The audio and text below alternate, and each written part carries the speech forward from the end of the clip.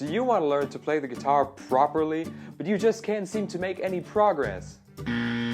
Well, you're in luck. My name is Austin Shred, and I've been playing guitar in successful bands for more than 49 years. And with my newly developed one-of-a-kind masterclass, I'll make you a guitar master in less than 30 minutes. Sign up now for only 49 easy pennies. I know you've seen ads like that before, we all have.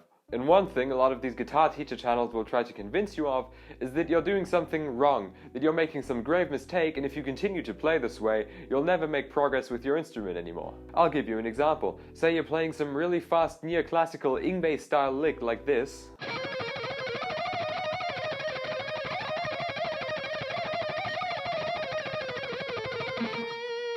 See how my hand wasn't parallel to the neck when I did that? It hardly ever is.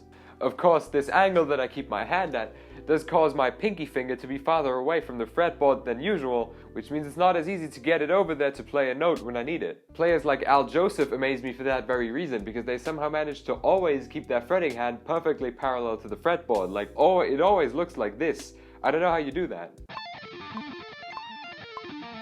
I can't tell you how many people have mentioned this to me. This includes my guitar teacher when I was still taking lessons, people on Reddit and Instagram who've seen me play. And I've tried my very best to fix this, but I can't. My playing gets worse as soon as I try. But it's working for me, so why would I change it? Or another thing I do personally that weirds people out sometimes, you know how while tapping, conventionally, you will do sort of a downstroke, so to speak, with your tapping finger. Bottom with some sort of classic Van Halen type sort of shred or rock tapping. Well, I can't do that somehow. It's impossible to me. When I started learning how to tap, I instinctively went for an upstroke.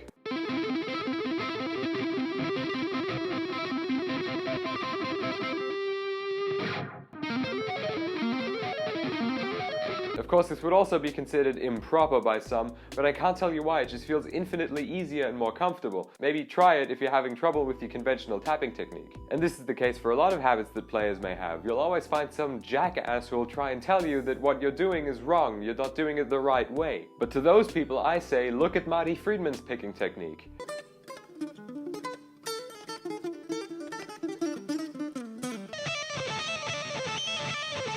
Look at Michelangelo Banio's picking technique.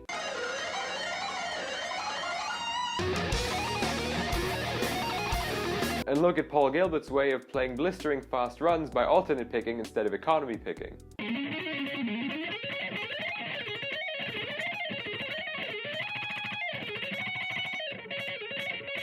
I've just named you 3 of the greatest and 3 of my favorite guitar shredders around, who all have rather unconventional playing habits, but that stopped none of them from success. I just know that people must have told Marty Friedman in his early years to stop playing like that, hold the pick properly, why are you doing that? But it's comfortable for him. I can't do it.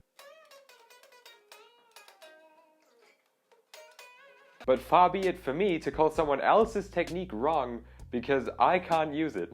It just happens naturally to keep my fingers and my hand as far away from the strings as possible. So that's pretty much all I had to say to you tonight. I guess as a closing statement, I'd say don't buy guitar courses that you see in YouTube ads. But if someone tells you that your technique is wrong and you don't have the feeling that they may be right, you have the feeling that it really is right for you and that it's the most comfortable way for you to play, then stick with it, because it's worked for me so far. Thank you so much for watching. You can watch my most recent video somewhere up here. You can subscribe to my channel somewhere down there if you feel like it. I'd be honored. All my social media, Twitter, Instagram, TikTok, Facebook is in the description. Hit the bell, like, subscribe. I'll see you next week.